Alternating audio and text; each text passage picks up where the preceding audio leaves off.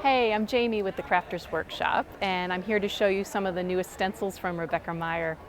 She has two new beautiful mandala stencils, Skylight, nice and round, so symmetrical, and then she also has Prismatic, also one of her beautiful round stencils. People love them.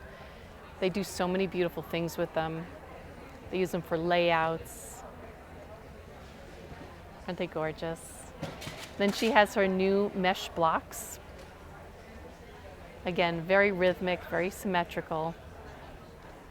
And then onto her distressed lace.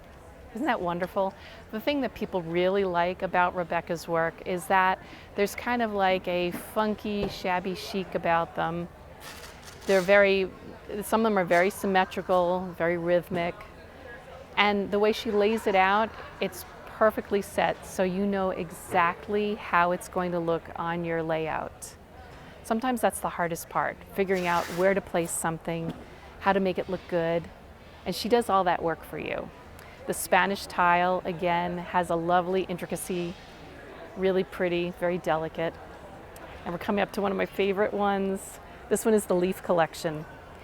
It kind of has that collaged feel, where you can just have everything placed exactly where you want it for a card, for a layout.